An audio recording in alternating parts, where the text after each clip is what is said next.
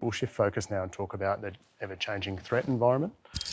Roanne, in your view, what are the most pressing security threats that we're seeing at the moment, and what does the future look like? Yeah, so for me, it's absolutely the cyber piece. You have on the cyber side, and I'm sorry, I have to talk about it in a siloed manner because that's the current space we're in. So on the cyber side, there's obviously, RAS, so ransomware as a service, and various other tools. If you add AI to that, then it adds an extra layer of complexity. You've got quantum.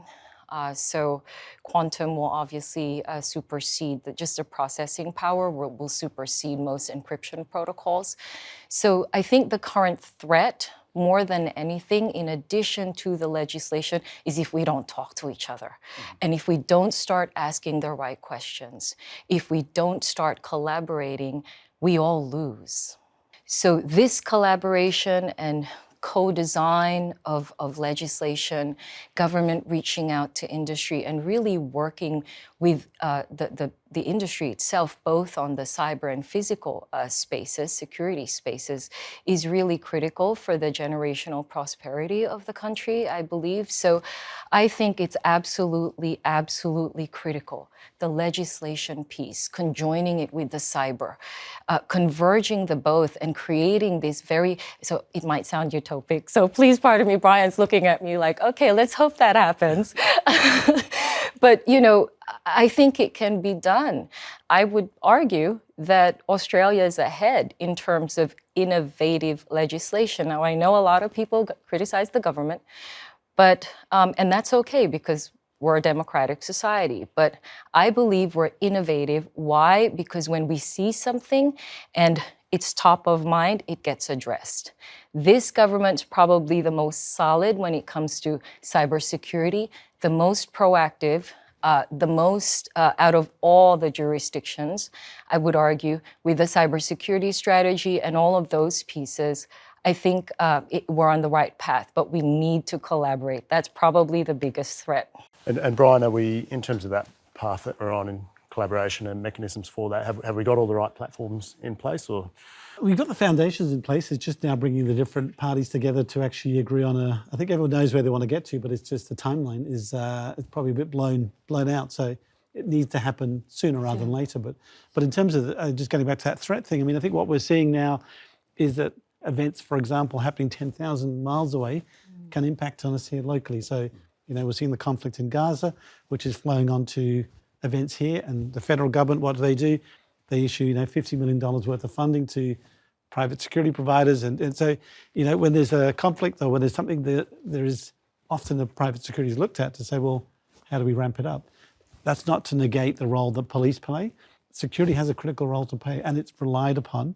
So I think that threat environment is constantly changing. So we're seeing different actors. Obviously the cybercrime piece is going to be a bigger and bigger piece, but we still have people breaking and enter. We still have people potentially looking to engage in in terrorist acts. So we've got to make sure the airports are safe. We've got to make sure the transport hubs are safe. Shopping centres are safe.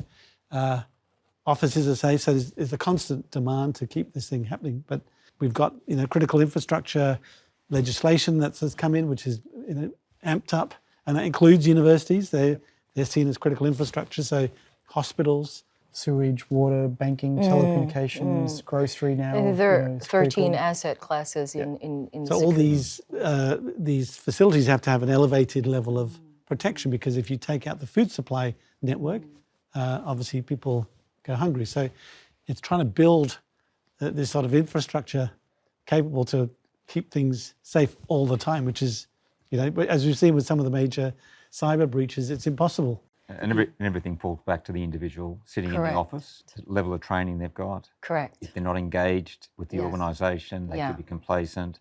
They open up an email that has malware. They don't report it. And it's just a cascading list of ongoing problems. And I think that's where there's the acronym, the world is much more volatile, uncertain, complex, and ambiguous. And that is really true, because with all of these pieces kind of meshed into this mix, we cannot just have things operate in silos or disparate ecosystems. It has to be viewed at holistically in a more integrated way. So. And there's also a political element that we need to consider. So we really need, all sides of politics to work together in a collaborative approach, because what we put in now, we don't want to then suddenly, for political score points, be ripped apart and then we restart again. And unfortunately, the referendum that we just had really opened up Pandora's box, because it showed a vulnerability that could be used to manipulate Australians and to cause division in our society. And so, unfortunately, we've kind of opened that Pandora's box that has kind of indicated to certain countries overseas that we are vulnerable as a democratic society to manipulation and foreign interference. And so we really need all sides of politics to work together, because while some autocratic countries are working on a time frame of 20 to 50 years, we're stuck in an election cycle, whether it's state or federal, of 3 to 4 years. And so we really need both sides of politics in the realm of cybersecurity and physical security to come together and address a lot of these core issues. How optimistic are you that we'll see that? Well, if they don't, then they're not genuinely there serving the needs of the people, which is to make sure that we as a democratic society can still move forward in a safe and secure way and protecting citizens. I think people should really look at it and say, if they're not, this political point scoring is real. It really means that they're just there as career politicians and they're not there for the interest of society as a whole, which is what they're meant to be. So we need to kind of move away from that political point scoring and really address, standardise the physical security requirements across the nation. That's not hard to do. Look at how we implement, a trusted sort of verified system to make sure people are fit to work in the cybersecurity industry. And I'm not talking about from an education background perspective, just are you as an individual moonlighting with corrupt individuals or criminal syndicates or for a foreign government? Or are you an individual who's actually, concerned about society and protecting sort of the people around you?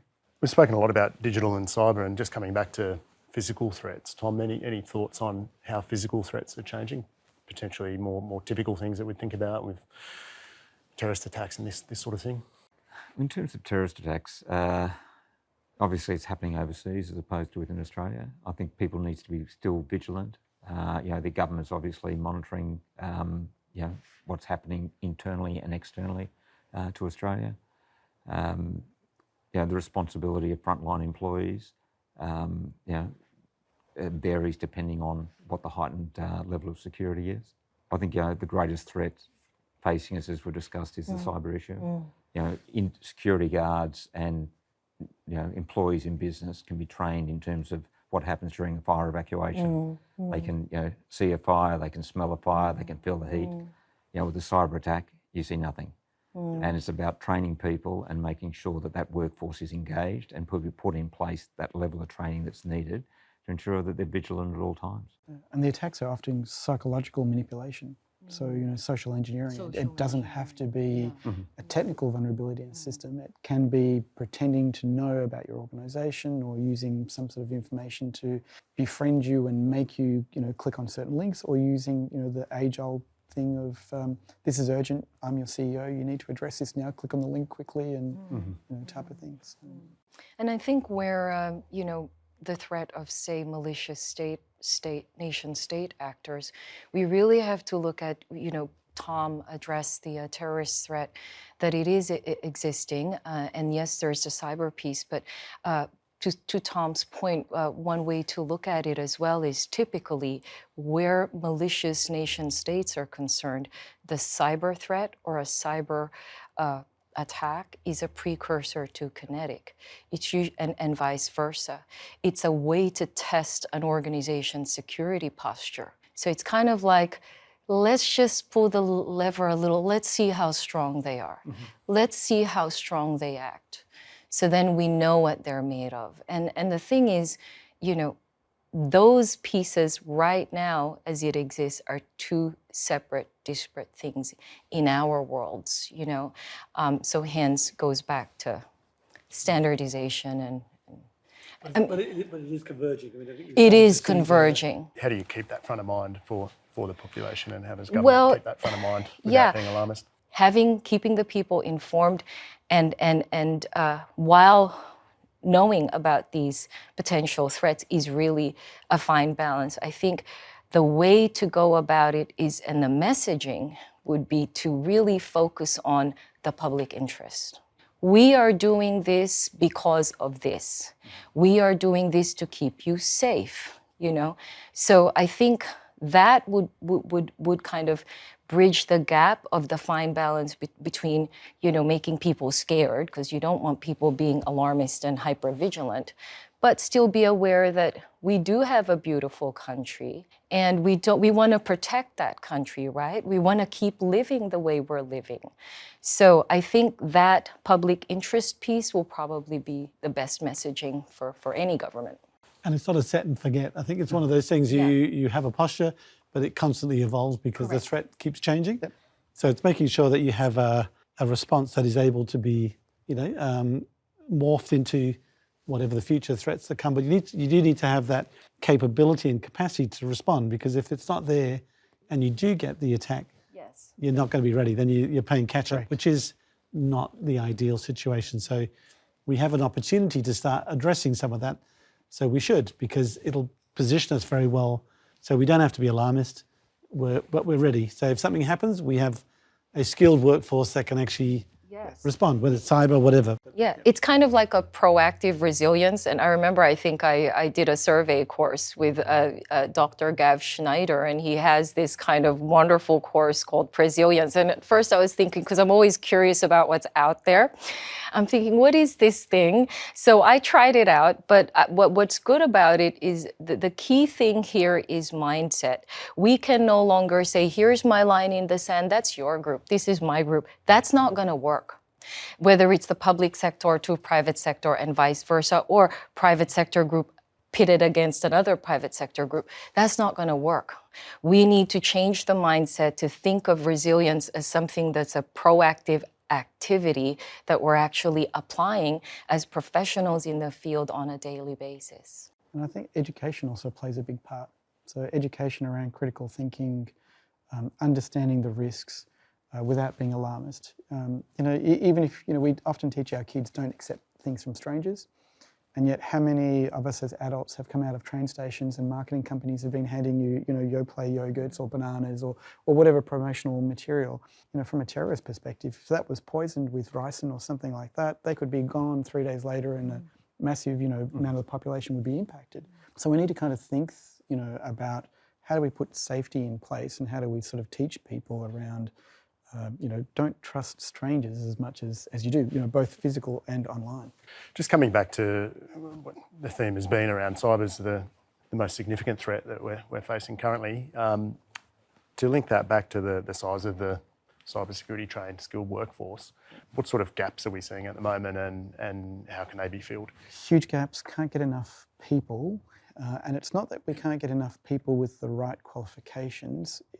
We're at this inflection point where we're churning out thousands of students from our universities that have got bachelors or masters in cybersecurity. Is that fit for purpose for the industry? Not necessarily, because the industry is looking for people that have got hands-on experience, already know how to use certain tools, you know, have the right aptitude and attitude. But there's this gap in terms of how do they find that amongst the thousands of people to select the right candidates. Even from an employment perspective, you know, if you look at most of the ads employing cybersecurity people, looking for graduate must have 10 years experience in this particular technology, which has not existed for 10 years. So, you know, there's this sort of imbalance that we've created, and even the language that's used in some of the ads, you know, it's very male-centric. It doesn't appeal to women. You know, women might look at the ad and say, well, I can do 80% of that role, so I'm not going to bother applying because I can't do the other 20%. And the guy will look at it and say, I can do 20%, I'm a shoo-in. So there's even this sort of way that we go to market that needs to change to address that sort of skill workforce gap. There are people entering cybersecurity who are musicians. There are people who are coming from nursing, from risk fields. You know, they've all got talents, like, you know, from music, it's really around data and pattern recognition. Nursing, it's around triage and sort of emergency. So these are all skills that we still need in cybersecurity, but there are other markets that we can tap into. The previous federal government removed funding from humanities subjects.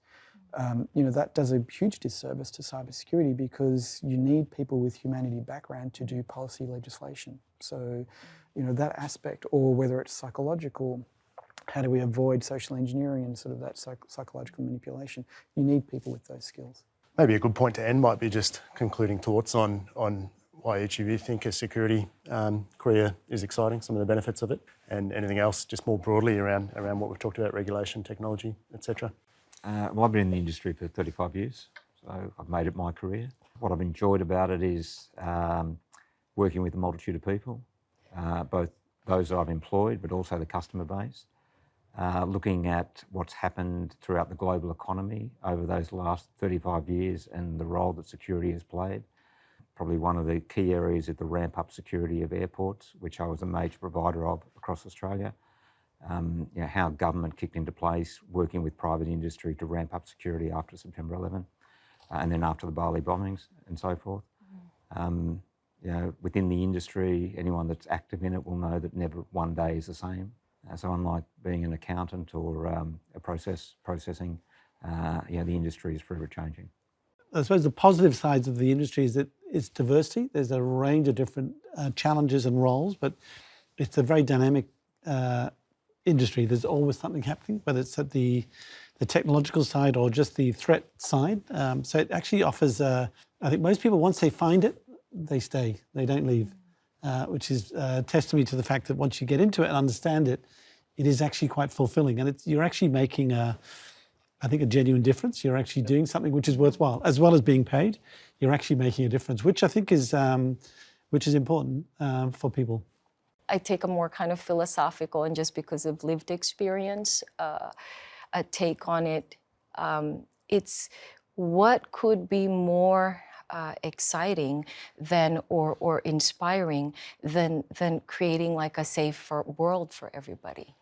That sounds very idealistic. Well, I am a technologist. We idealize and wish the world is a certain way. But that to me, solving those problems as a person who builds things, that's very exciting. So what better way to use one's skills building things than to keep people safe or can keep the world we're living in safe and secure. Damien? I totally agree with everything that everybody said. Why would you work anywhere else when you could, protect your family, protect your community, learn new things, meet new people, always know that you've got a career prospect because it's always going to be there continuing to develop and grow. It's not something that's going to be replaced by AI or new technology. It'll be further enhanced. Mundane components will be sort of given up to machines or robotics, which then leads you into the more exciting aspects of protecting society and working with people. Thanks, Damien. That concludes our panel discussion. I'd like to thank our panellists, Tom Roche, Brian De Caires, Ryan Monti, and Damien Manuel. Thank you all.